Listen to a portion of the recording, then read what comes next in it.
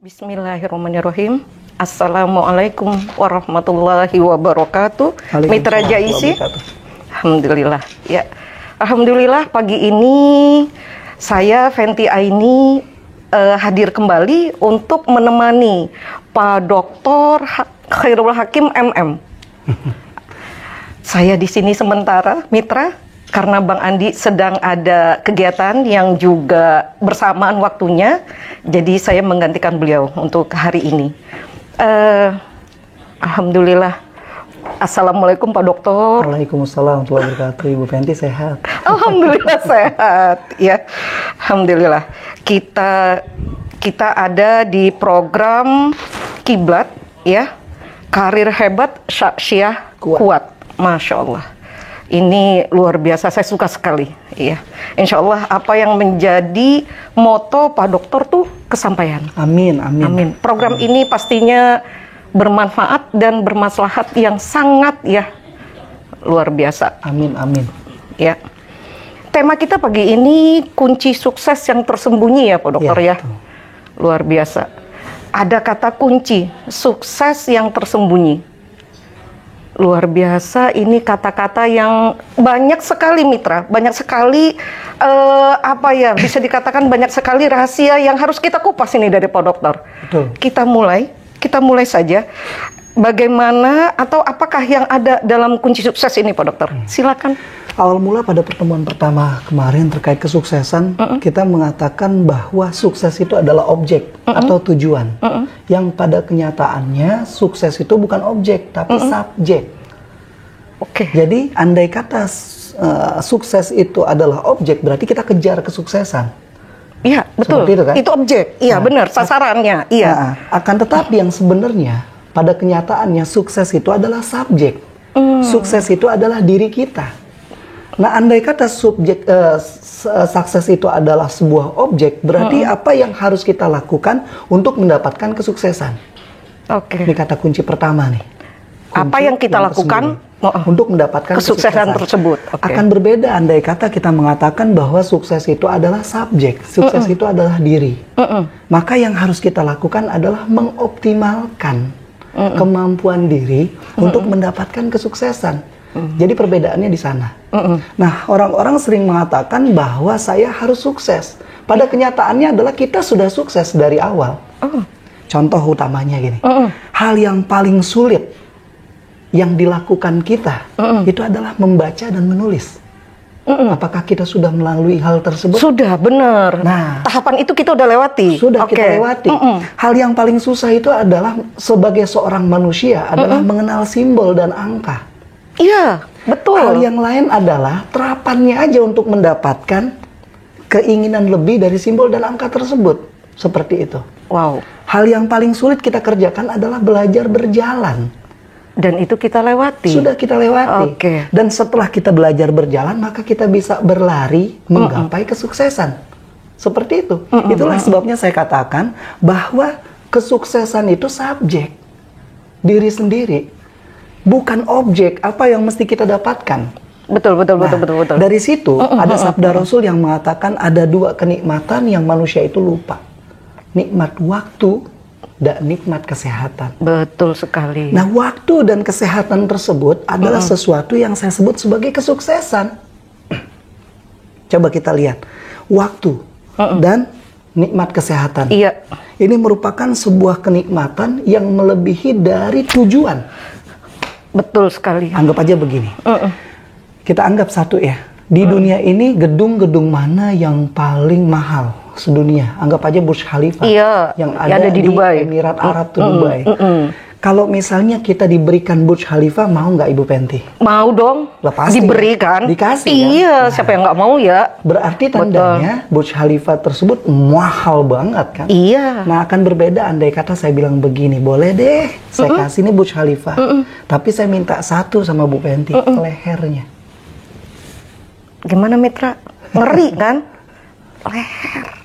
Berarti tandanya Burj Khalifa lebih murah atau lebih mahal dari leher kita? Pasti. Lebih mahal atau lebih murah? Lebih murah lah. Daripada leher kita. Oke, kita ganti leher. Kita punya tangan dua. Iya. Burj Khalifa dikasih, tapi tangan kanannya kita minta. Nggak mau juga kalau saya. Nggak Berarti mau tandanya saya. Burj Khalifa lebih murah daripada Iya, tangan kita. Tangan kanan, tangan kiri. Yang mana yang paling kita fungsikan? Kan kanan ya. Kiri aja udah saya minta. Tetap saya nggak mau. Oke, ganti lagi. Ini kan kaki, kanan Betul. kiri. Saya minta kaki kirinya. Enggak. Telinga. Ini kan Nggak ada mau. satu gunanya daun telinga nih, coba lihat. Betul. Daun Kayaknya telinga. nggak ada fungsi gitu Kayaknya ya. nggak ada fungsi kan Nggak ada daun fungsi telinga. gitu. Saya minta daun telinganya. Nggak mau juga kalau Burj saya. Khalifa berarti lebih murah daripada daun telinga. Banget. Terus apa yang kita kejar di dunia ini? Nah, kalau misalnya cuma sebatas materi, Betul. misalnya cuma sebatas nama baik, Betul. misalnya cuma sebatas jabatan dan kekuasaan, itu semuanya lebih murah daripada apa yang kita punya. Nah, karenanya saya sebut yang tadi, sukses itu bukan objek, tapi sukses itu adalah subjek. Iya, diri itu kita adalah sendiri, kesuksesan. betul. Nah, saat itu sudah terpatri di dalam diri, maka yang harus kita lakukan adalah mengoptimalisasikan waktu, mengoptimalisasikan kesehatan untuk mendapatkan keridhaan Tuhan. Itu maksud Allahu sukses. Akbar. Mungkin bahasa optimal juga kurang. Karena pada saat kita sakit, maka yang dicari itu sehat. Ya. Nah, ini kita mengoptimalkan. Rasanya kita udah mau maksimalkan ya. Karena ini diri. Betul. Pada saat sakit, pasti yang dikejar adalah sehat. Betul. Jadi nggak kata optimal mungkin ya Bisa dok ya. dikatakan juga Kita sebagai lebih memaksimalkan potensi yang ada di dalam betul. diri untuk mendapatkan keridhaan Betul, Tuhan. Itu tambahannya. betul. Oke, sekarang kita balik Oke. lagi ke yang tadi. Waktu. Kita misalnya dibilang waktu dalam satu hari itu ada 24 jam. Iya. Terus kita kerja, kita mendapatkan apa yang tanda kutip orang mengatakan sukses. Dalam satu hari dapat miliaran. Nah, saya mau tanya, andai kata Tuhan memang memberikan kita waktu cuma satu hari itu Untuk mendapatkan itu, kemudian dan meninggal, yang saya tanyakan apakah kita mau kejar itu 1 miliar atau kita memaksimalkan waktu tersebut dengan sesuatu yang menurut kita lebih produktif lagi. Banyak orang-orang yang tanda kutip mereka mau dihukum mati biasanya. Itu yang mereka baca adalah buku-buku tentang humanis. iya, Yang mereka lakukan adalah bagaimana mereka lebih banyak waktu untuk keluarga. pasti. Bagaimana Karena udah tahu jatahnya sedikit. jatahnya tinggal sedikit. Nah, berarti tandanya apa yang kita kejar kemarin, itu kita harus benerin lagi orbit itu. Sehingga nilai sebuah kesuksesan akan imbang dengan subjek yang kita punya, dengan modal yang kita punya. Bukan kita mengincar Burj Khalifa, tapi kita mengincar untuk memaksimalkan potensi diri kita, seperti waktu yang Tuhan beri, maupun kesehatan yang Tuhan kasih. Sehingga kita bisa mendapatkan diri kita lebih daripada yang kemarin. Masya Allah. Nah, baru indikator kesuksesan tersebut apa? Baru kita sebut indikatornya, bisa disebut nama baiknya Oke. meningkat. Indikatornya bisa disebut juga dia punya kekayaan lebih. Indikatornya dia punya jabatan pun naik. Nah, itu indikator, bukan suksesnya.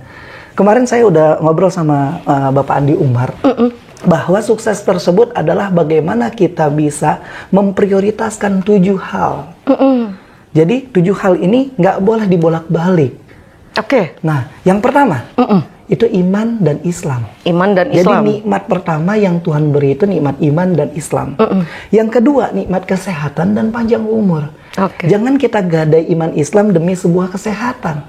Kalau bisa korbankan kesehatan dan kita punya umur untuk iman dan Islam. Oke. Karena iman dan Islam itu lebih daripada apa yang tadi saya sebutkan.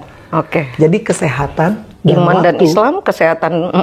Oke. Kalau dibandingin sama iman Islam berarti tandanya lebih banyak, lebih hebatan mana? Ya, Iya, iman Islam. nikmat iman, nikmat Islam. Nomor 1 iman Islam, nomor 2 sehat dan waktu. Yang nomor 3 adalah nikmat keluarga yang utuh. Masya Allah. Gitu. Nomor 4-nya nikmat ilmu yang bermanfaat. 4 nikmat tersebut adalah nikmat bola kaca. Apa pengertian nikmat bola kaca? Dia nggak boleh rusak, dia nggak boleh pecah. Kudu Andai dia pecah, hati-hati. hati-hati untuk merawat tersebut. Betul. Andai kata dia pecah, maka susah untuk menyatukan kembali. Jangankan pecah, retak aja itu sudah menjadi sesuatu ya, dokter ya. Yang bikin kenikmatan tersebut nggak utuh. sesuai fungsi, gitu. Betul. Nah, 4 bola kaca ini, ya kan, 4 bola kaca ini harus kita jaga. Nah, kemudian apalagi ada 3 kenikmatan berikutnya, nama baik, Terus terus nikmat ilmu. ilmu bermanfaat iya, itu yang keempat. udah tadi, Terus nikmat nama baik, nikmat materi, dan yang terakhir adalah pangkat dan jabatan. Manusia ini rata-rata lupa. Dan manusia ini rata-rata terbalik. Jadi dia bagaimana cara dapat pangkat dan jabatan, dia korbankan uang. Contohnya misalnya kalau lagi mau deket-deket nih pemilu ya kan, ngeluarin duit buat pangkat dan jabatan. Dan orang juga lupa nama baik. Iya. Dia mau ngedapetin yang namanya uang, dia lupakan nama baiknya. Iya, betul. Dan bahkan dia korbankan juga 4 bola kaca untuk sekedar 3 indikator ini. Nah, saat kita mengatakan bahwa sukses adalah subjek, kita mampu untuk menempatkan 7 ini sesuai dengan porsi. Jadi sukses apa sih? Orang banyak nyebut macam-macam. Kalau buat saya, sukses adalah orang yang cerdas untuk memprioritaskan 7 kenikmatan ini sesuai dengan porsinya. Kalau itu bisa ditempelkan di dalam diri, maka saya bisa mengatakan orang tersebut sudah sukses. Gitu. Kemarin kita coba bilang juga bahwa banyak kita lupa. Kita terlalu tertipu sama dunia. Kita melihat kanan kiri ada orang yang lebih kaya dari kita. Ada orang yang lebih hebat dari kita. Manusiawi sepertinya. Seperti itu. Tapi kalau saya bilang, apa sih yang pengertian orang hebat? Orang hebat adalah orang yang dia saat dikasih masalah, dia dikasih penderitaan, dia dikasih tekanan, dia dikasih kebahagiaan, dia dikasih kenikmatan, dan jujur dia tidak berubah sedikit pun. Dirinya tidak berubah sedikit pun, pandangannya dia, husnudzonnya dia, sangkanya dia kepada Tuhan. Nah, saat dia udah mendapatkan hal tersebut, saya katakan dia adalah orang yang sukses. Orang yang kaya, saat dia mendapatkan penderitaan, belum tentu dia bisa untuk sesuai dengan di jiwanya. Orang yang miskin pun sama. Setelannya udah, masing-masing pada setelannya. Betul. Orang yang miskin saat dikasih kekayaan, belum tentu dia bisa hidup sesuai dengan orang yang kaya. Mungkin aja dia canggung. Nah, orang yang sukses, di saat dia dikasih kekayaan atau kemiskinan, dia tidak berubah sedikit pun pandangannya kepada Tuhannya. Nah, saat dia udah mentalnya sudah seperti itu, berarti kemasan diri ini sudah bisa diliputi keimanan, sudah bisa diliputi keislaman, dan dia udah santai menjalani kehidupan. Luar biasa. Ini maksudnya. Jadi banyak orang yang tertipu kalimat sukses. Sukses itu objek, padahal sukses itu adalah subjek. Seperti itu. Karena memang kita berhadapan dengan pola yang bisa dikatakan kadang mengganti tujuan kita. Betul. Bisa dikatakan ini program kiblat. Nah, sekarang kiblat kita aja ganti gitu loh ya. Pada saat kita mengejar kesuksesan itu, kita kayak dihadapkan sukses itu ukurannya cuma materi. Betul. Yang harus kita kejar. Betul. Jadi ukuran sukses itu kacamatanya sekarang pada umumnya yaitu materi. Betul. Urutan ke-7. Urutan 6. Materi ke-6 ya. Pangkat jabatan ke-7. Oh iya benar, urutan ke-6. Maaf Pak Dokter. Nah, itu yang menjadi benar-benar ukuran yang luar biasa. Ya, jadi kalau misalnya belum dapat semuanya, lu belum apa-apanya. Gitu. Ini yang terjadi sekarang. Manusia terlalu hedonis, manusia terlalu materialis. Jadi dia lupa setelah dia mendapatkan itu buat apa. Tapi kalau dia sudah mengoptimalkan dirinya, gitu. Jadi orang sukses adalah orang yang mengoptimalkan dirinya. Itu dia, bisa untuk memprioritaskan kenikmatan yang ada. Kalau itu digabung, maka saya katakan dia orang sukses dalam bidangnya. Nggak mesti dia lebih hebat daripada orang lain dan orang bisa mengenal dia, nggak perlu. Tapi seberapa jauh dia bermanfaat buat orang lain. Banyak orang yang hebat di luar sana, tapi nggak sedikit pun memberikan manfaat bagi kita. Tapi ada juga orang yang dia tidak kita hiraukan, gitu. Tidak kita peduli, tapi manfaatnya sangat besar buat kita. Seperti itu. Nah, inilah yang harus kita coba kembali kiblatnya gitu, ke dalam diri kita, bahwa sukses itu bukan objek, tapi sukses itu adalah subjek. Nah, saat sukses itu adalah subjek, maka duit kemarin tuh masuk. Duit gitu apa sih? Doa. Oh gitu. Usaha. I ilmu. T tawakal. Atau kita bisa katakan, gua mau duit agar paksa. Memaksa jadi paksa. P pray. A attitude. K knowledge. S skill. A action. Masya Allah. Nah, saat itu digabungkan, maka kita mendapatkan kesuksesan. Kita sudah mengoptimalkan diri. Indikator-indikator yang tadi itu bisa diraih. Orang yang punya dirinya itu dia udah paham, dia udah kenal diri, dia bisa memaksimalkan waktu, dia bisa memaksimalkan uang, dia bisa memaksimalkan potensi dirinya. Karenanya saya bisa sebut keimanan keislamannya naik, gitu, kesehatannya bagus, keluarganya semakin erat dan utuh, ilmunya semakin bermanfaat. Untuk mencapai, bukan mencapai ya, kita ngebentuk suatu perfeksionisme atau kesempurnaan yang tadi Pak Dokter arahkan ke kita, itu nggak gampang. Karena kita berhadapan dengan ini Mitra ya, mungkin kita dengan segala kegiatan dari pagi sampai sore, kemudian nanti malam dengan segala kelelahan, maka itu mengurangi kedekatan kita dengan Allah, hingga kecapean kita tidak mendorong kita untuk sholat malam, apa semua. Nah, hal-hal kayak gitu. Ya, itu kan betul. mungkin bisa dikatakan mencuri waktu ke ini ya, kenikmatan yang harusnya kita sukses tadi, mendekatkan diri kita gitu. Tapi malah membuat kita kecapean. Capek. Karena saya sebutkan hati-hati dengan pencuri waktu. Hati-hati juga dengan pencuri diri, pencuri kesehatan. Nah, kita bisa bilang begini, bahwa ada kegiatan-kegiatan ya yang itu bisa menghambur-hamburkan waktu. Ada kegiatan yang memang tidak ada manfaatnya sama sekali. Bahkan ada kegiatan yang memang bukan tidak ada manfaat, justru malah menzalimi diri kita. Masya Allah. Nah, inilah yang harus kita coba ukur. Orang yang sukses saat dia mengatakan bahwa waktu yang diberikan Tuhan ke kita, kesehatan yang diberikan ke kita, itu adalah amanah. Amanah. Dia akan melihat segala sesuatunya itu sesuai dengan porsi. Harusnya. Saat dia mengatakan gini, oke, gue main game. Game itu bagus, tapi cuma sebentar. Gitu. Kalau dia main game, biasanya otak kirinya bekerja. Orang yang main game, itu dia bisa pintar matematika, logika bahasa. Ada kecenderungan sana. Itu kalau porsinya sesuai. Tapi kalau porsinya berlebih, bukan justru malah bermanfaat buat diri, justru game tersebut memanfaatkan diri kita. Ini jadi stuck. Jadi, nyangkut. Dia jadi orang yang yang jadi kalau dibilang dia jadi hamba atau budaknya game itu. Iya, candu. Nah, jadi candu. Sama juga misalnya kita ngelakuin hal yang tadi kan tidak bermanfaat. Game itu tidak bermanfaat. Nonton TV kebanyakan juga nggak terlalu bermanfaat. Terus kita nongkrong-nongkrong, kongko-kongko itu tidak bermanfaat kalau kebanyakan. Tapi kalau sesuai porsi, misalnya saya letih, capek, saya silaturahmi ke warung kopi. Niatnya begitu, saya niat silaturahmi ke warung kopi. Nyender santuy kita di sana. Iya, betul.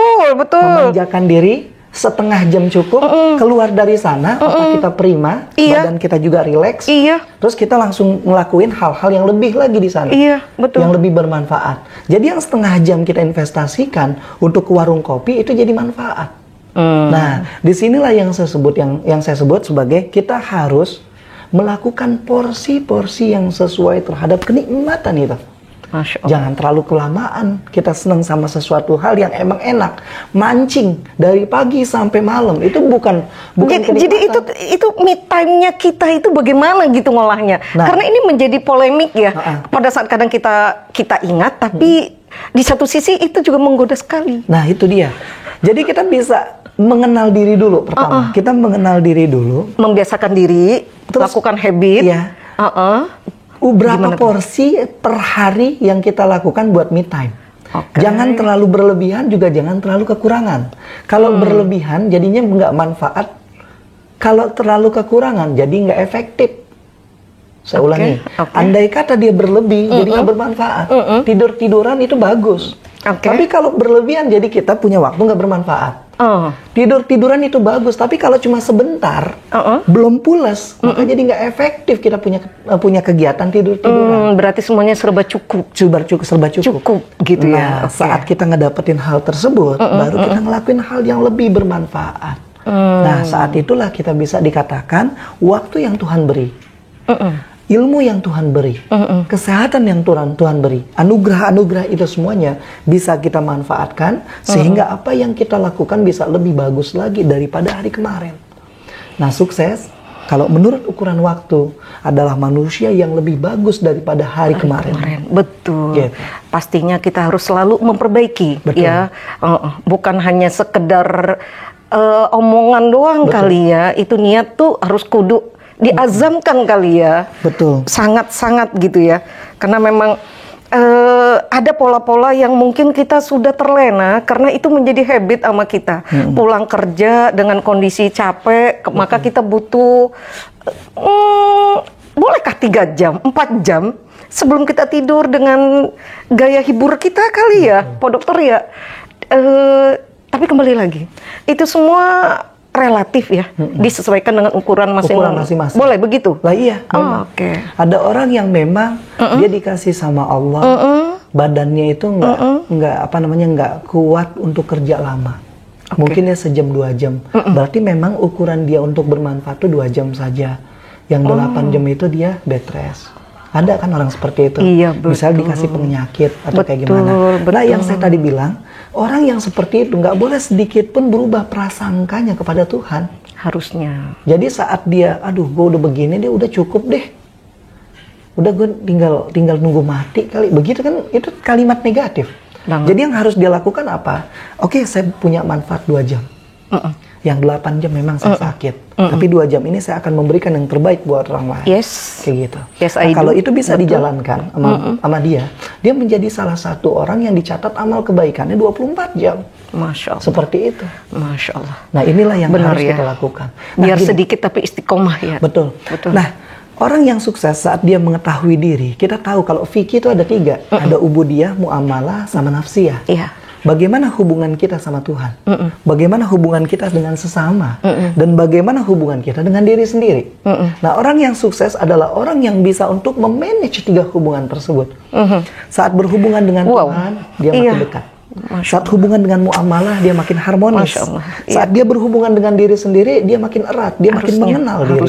Nah, sukses tersebut adalah orang yang bisa melingkupi dari ketiga hubungan tersebut, sehingga yang didapat adalah bagaimana cara dia memanage ketiga hubungan tersebut menjadi lebih manfaat. Betul. Bagi dirinya, bagi Tuhannya, dan bagi sesamanya. Seperti itu. Betul Pak Dokter. Jadi dalam tempo 24 jam, ini kita ngomong tentang waktu. Karena tadi dari awal juga Pak Dokter bilang, Pak Dokter sudah uraikan, ada 2 yang kita dikasih. Dan itu menjadi, ya sebenarnya itu menjadi apa ya, menjadi suatu modal ya. Waktu dan kesehatan itu tidak bisa diabaikan. Betul. Waktu nggak bisa kembali, begitupun kesehatan tidak bisa dibeli gitu ya. Dan itu semuanya sama beratnya. Berarti apa yang tadi Pak Dokter katakan menjadi sama ya. Bagi saya sendiri dan juga bagi mitra semua, ini adalah PR kita bersama. Bagaimana caranya memanage waktu yang lebih optimal lagi.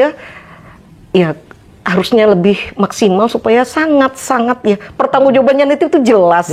Karena memang kayaknya Pak Dokter mau optimalkan waktu untuk yang bermanfaat itu. Coba deh, saya pengen tahu Pak Dokter sendiri dalam tempo, maaf ini, mungkin ini sedikit ngulik rahasia kesuksesan Pak Dokter yang memang kita sudah pengen tahu ya, kita pengen diarahkan, kita pengen dibimbing ya mitra, bagaimana nih pola Pak Dokter sendiri memanage waktu 24 jam ya, beliau dengan keluarga yang sakinahnya, beliau dengan kegiatan yang sangat bermanfaatnya, mari kita cari tahu mitra. Jadi yang pertama kita lakukan, yang pertama itu kita list dulu kenikmatan yang 7 tadi. Ya, penikmatan iman Islam, sehat dan keluarga yang utuh, ilmu yang bermanfaat, 5, 6, 7. Nah, setelah kita list 24 jam yang Allah kasih, kita harus introspeksi dulu. Berapa proporsi yang kita lakukan buat iman Islam? Utamakan itu dulu. Betul. Jadi kalau bisa, itu landasan daripada 6 tadi ya, 6 di bawahnya. Kita jangan sampai gini, kita kerja, ya kan ada anekdot tuh. Kita kerja pagi, bangun kesiangan, jadi subuh kita kesiangan. Siang-siang kita lagi kecapean, ya. Terus sore-sore kita lagi di perjalanan. Minta permakluman terus ini. Maghribnya masih di perjalanan. Macet. Iya benar. Berarti tandanya yang diprioritaskan kerjanya, bukan ibadahnya. Kalau sekarang kita balik. Yang kita prioritaskan ibadahnya dulu. Jadi subuh jam 5, zuhur jam 12, terus asar jam 3 atau setengah 4, maghrib jam 6, isya setengah 8. Itu diprioritaskan dulu. Jadi jangan kita ngelakuin apa-apa kecuali itu. Itu dulu yang dijaga. Nomor 1. Jadi iman Islam kita fix, klop. Ya mungkin itu aja dulu, indikatornya 1 aja. Kalau masih banyak PR-nya ini. Nah yang kedua, misalnya sehat afiat, kita kerja, waktu lagi naik motor, berarti yang harus kita lakukan pakai jaket, menjaga. Menjaga Iya, badan betul. kita. Mencegah. Pola makan kita juga Oke, sama. siap. Pagi kita makan, sebelum jalan kita sarapan. Siang juga sama, dan sore juga sama. Jangan jadi orang yang dia kerja lupa makan. Iya. Oh hebat itu dia sampai Iya. lupa makan. Iya. Kalau buat saya bukan hebat itu. Orang yang Menyiksa. cedera sama Iya, kerjaannya. menyiksa, benar. Gitu. Jadi dia Nggak workaholic. sanggup, ya. Workaholic. Dia sama Iya. kesehatannya nggak bisa dijaga. Iya. Padahal itu lebih daripada uang yang dia Amanah dapat. loh.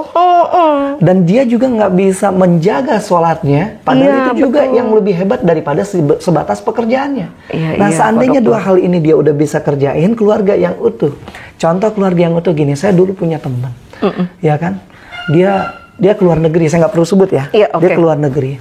Nah, saat itu bapaknya meninggal. Nah, saya bilang gini, andai kata saya jadi dia, pulang saya. Pastilah. Orang tua ya? Tapi ini enggak. Posisi dia masih ada di luar negeri tok.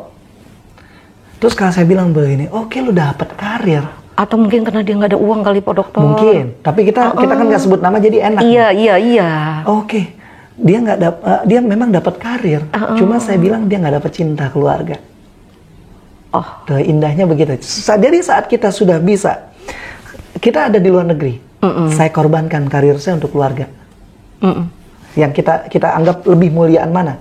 Saya korbankan karir saya untuk keluarga. Iya. Atau dibalik, saya korbankan keluarga saya untuk Itu karir. orang tercinta. Mana yang lebih egois? Iya, benar. Nah, dari situ saya katakan, saat dia sudah sholat tepat waktu, saat dia juga sudah bisa pintar untuk mengelola kapan waktu istirahat saya, kapan waktu makan saya, dan dia bisa untuk memanage keluarganya.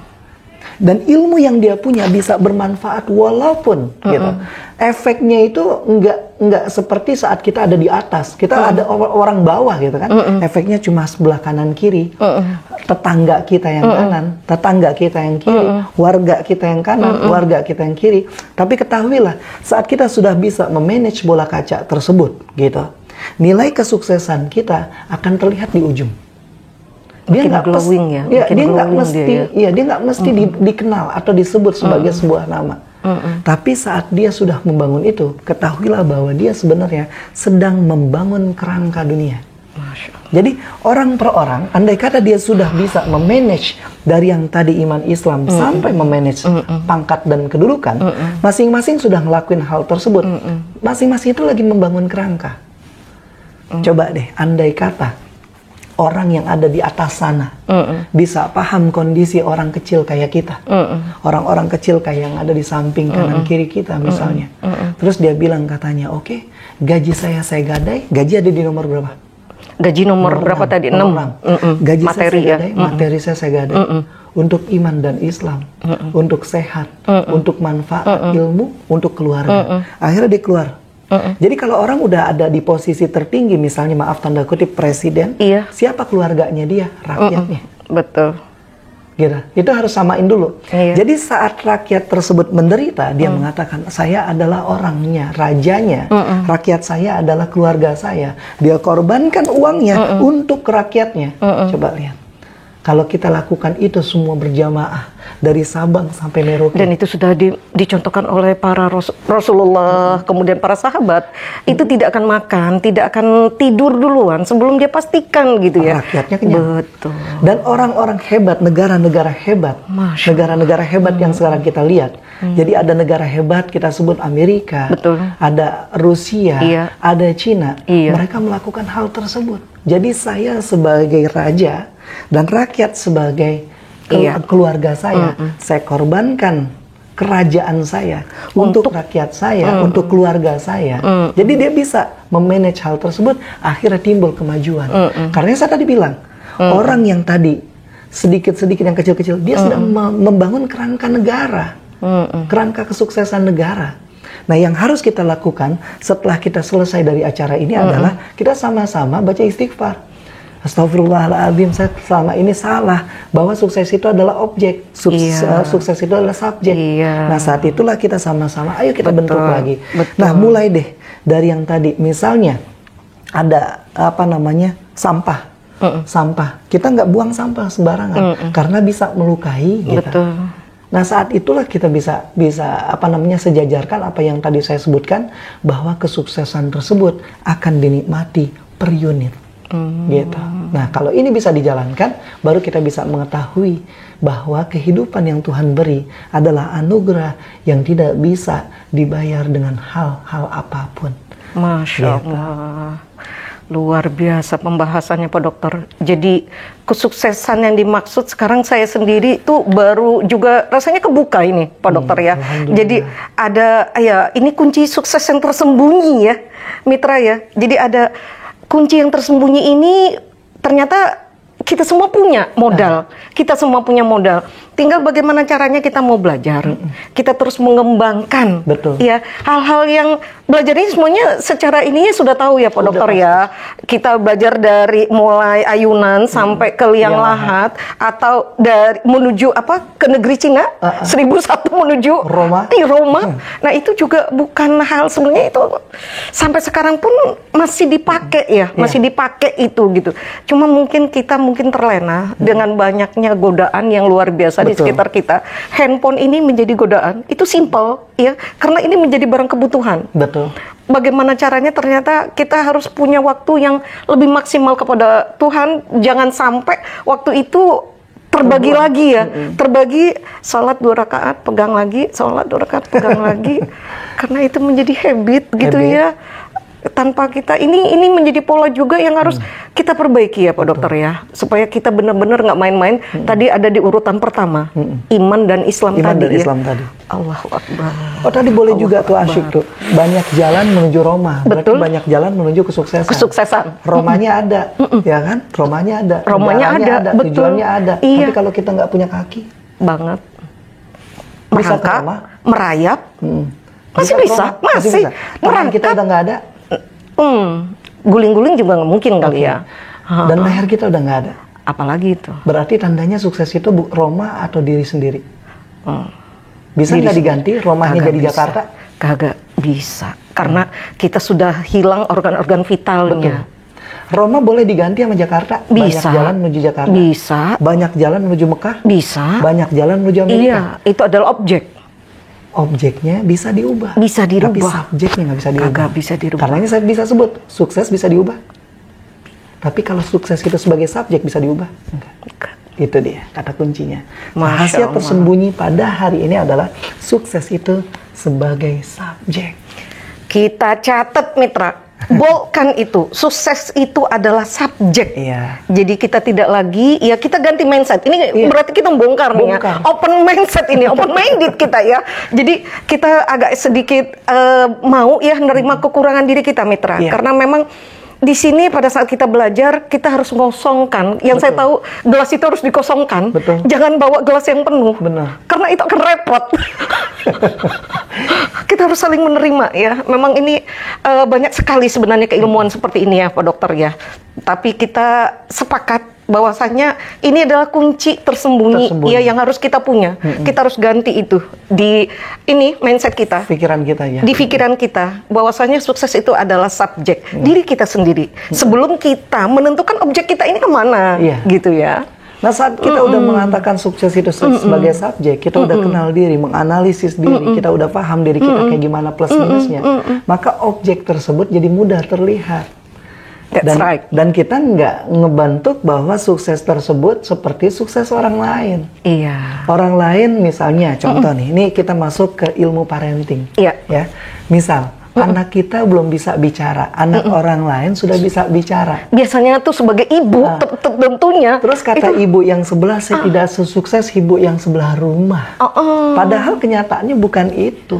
Allah udah memberikan posisi anak tersebut pintar bicara, yang satu lagi pintar berlari. Iya. Nah saat kita mengatakan sukses itu adalah subjek, kita diberikan anugerah anak oleh Allah. Itu adalah bentuk kesuksesan.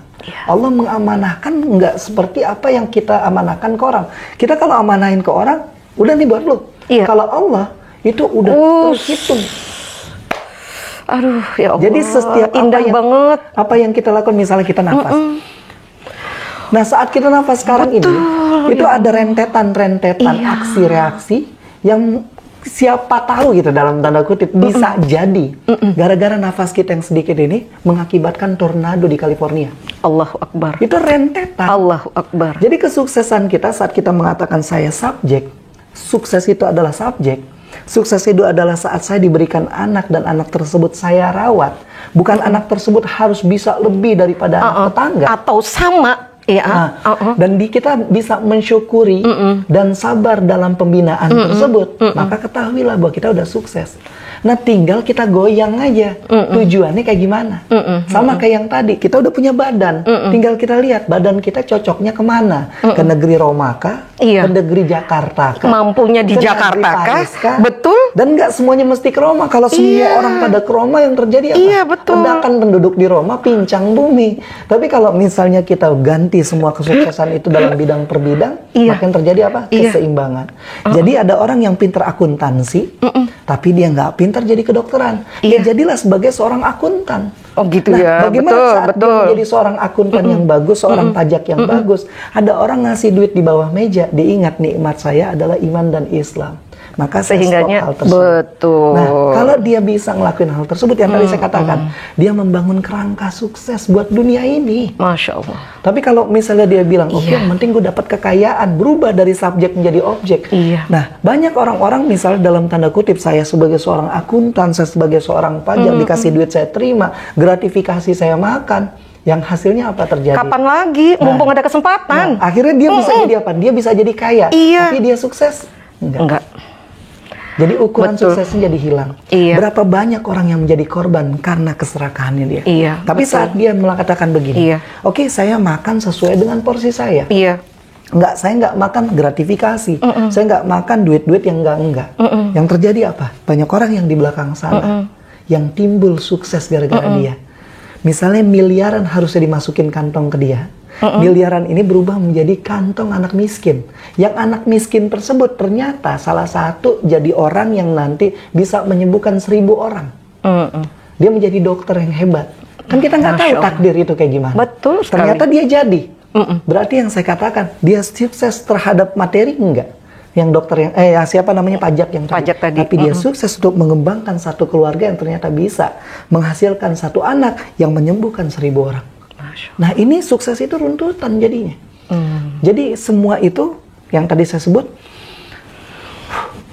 ternyata rentetan aksi reaksi ini bisa mengakibatkan tornado di California. Masya Allah. Nah, karenanya lakukan hal baik terhadap kenikmatan yang disebutkan tadi, iman Islam, sehat afiat, keluarga utuh. Terus yang keempat, ilmu yang bermanfaat, dan nikmati bola plastiknya. Bola plastik yang boleh naik turun. Kayak apa namanya, nama baik, uang materi, jabatan dan pangkat, dia boleh naik, boleh turun. Nah, nikmati itu, tapi jangan lupakan bola kacanya. Harus dipegang dan harus disayang. Jadi sukses ini kita tidak bisa melepaskan. Kayaknya saya benar-benar gimana gitu ya. Maaf Pak Dokter, saya merasa keberkahan itu tidak bisa dilepas dari kata sukses. Karena keberkahan itulah yang akhirnya menimbulkan efeknya itu kebaikan-kebaikan. Karena sukses ukuran manusia, sukses ukuran dunia, ternyata itu tidak lepas yang kata Allah. Kalau sudah kata Tuhan kun fayakunnya, kata Tuhan itu sudah waktunya, keridhaan itu nyampe, maka itu udah menjadi harga mati. Berarti berkahnya nanti akan kelihatan. Kita gampang melakukan hal baik berikutnya. Karena sukses kalau balik lagi ya, ternyata itu menjadi benar-benar urutan pertama itu nikmat Islamnya tadi dan iman itu, ya Allah, berkah dulu nih. Baru kita bisa memaksimalkan waktu, memaksimalkan kesehatan, dan selanjutnya. Ya Allah, akhirnya. Nah, saat kita juga udah mengenal kayak gitu kan, kita udah mengetahui keberkahan kita. Dari ujung ke ujung tuh kita udah paham. Baru kita akan mendapatkan pikiran yang sehat untuk lempeng, Pak Dokter, lempeng. Mana itu peluang? Mana bukan peluang. Mana itu kesempatan, mana itu bukan kesempatan. Atau itu tantangan, bisa menciptakan kesempatan juga gitu. Nah, yang saya tanyakan begini, andai kata otak kita nggak lempeng, ada duit 1 miliar, itu peluang? Peluang itu relatif. Lihat dulu. Gara-gara 1 miliar tersebut banyak orang yang terzalimi. Peluang? Enggak. Enggak. Jadi yang kita ambil 1 miliar tersebut akhirnya banyak orang yang rusak gara-gara kita. Apakah ini sebagai sebuah kesuksesan? Nah, karenanya saat sukses itu adalah subjek, kita udah kenal diri, peluang tersebut bisa kita baca. Betul. Yang terjadi pada kenyataan sekarang adalah gue mau dapetin duit keji banyak gara-gara sukses sebagai objek. Iya. Akhirnya dia ngedapetin peluang yang salah. Iya, karena Kesempatan biasanya yang begitu salah. Pak Dokter. Kalau selalu ada perkataan apa? Kalau udah jadi orang kaya tuh enak, peluang mengikut. Nah, yang terjadi apa? Banyak orang yang terzalimi gara-gara kita ngambil peluang yang salah. Betul. Gitu. Nah, kemudian setelah itu kita ngedapetin yang namanya diri kita udah kenal. Ada tantangan untuk mendapatkan peluang. Ada kemajuan untuk mendapatkan peluang. Peluang yang apa? Peluang yang benar. Saat peluang itu benar dan kita nggak ngezalimi orang, ketahuilah bahwa kita berada dalam track yang benar untuk menuju kesuksesan. Iya, sudah on the track ya. Jadi yang tadi saya sebutkan, kalau kita bisa memanage 7 kenikmatan tersebut, terus kita mengatakan bahwa sukses itu adalah subjek. Iya. Terus kita bisa mengatakan bahwa apa yang kita lakukan sekarang ada imbuhan buat yang lain. Betul. Ada aksi dan reaksi yang menyebabkan sesuatu. Iya. Dan kita mendapatkan sebuah peluang, sebuah kesempatan.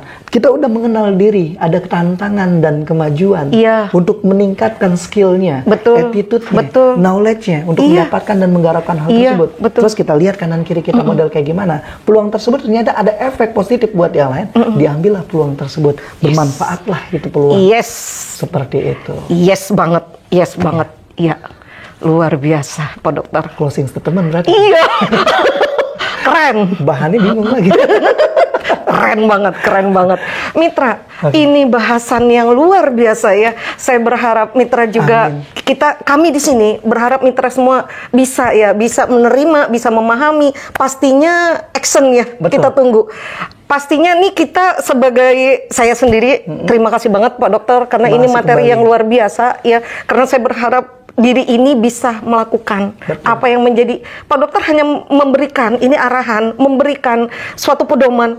Dan ini luar biasa ya, berasa. Karena ini 7 kuncinya dan ini meminta kita merubah kata sukses menjadi subjeknya. Itu kuncinya Mitra. Begitu Pak Dokter? Betul. Silakan kalau ada mau tambahan terakhir dari Pak Dokter. Masya Allah. Kita juga bingung nih bahannya apa lagi. Sudah kita kupas semua secara ini ya, sampai isinya ya. Isinya. Nanti kita masuk ke actionnya. Siap. Baik Mitra, tunggu di session berikutnya ya, akan kita kupas lagi apa yang menjadi action yang mungkin membantu semua mitra ya. Jadi jangan lupakan ada Dr. Khairul Umam yang selalu hadir. Khairul Hakim. Sampai lupa gara-gara sukses itu sebagai subjek. Khairul Umam teman saya. Iya. Khairul banyak. Jadi imam yang baik. Amin. Allah Akbar. Maaf ya mitra, segala kekurangan dan kekhilafan atau ada perkataan yang kurang kurang bermanfaat atau menyinggung mitra semua di sini. Saya Fenty Aini. Saya Khairul Hakim. Mohon maaf atas semua kekurangan yang tadi tidak disengaja ya. Betul. Makasih Pak Dokter. Terima kasih kembali Mitra JIC dan Ibu semua. Fenty. Baik. Assalamualaikum warahmatullahi wabarakatuh. Waalaikumsalam warahmatullahi wabarakatuh.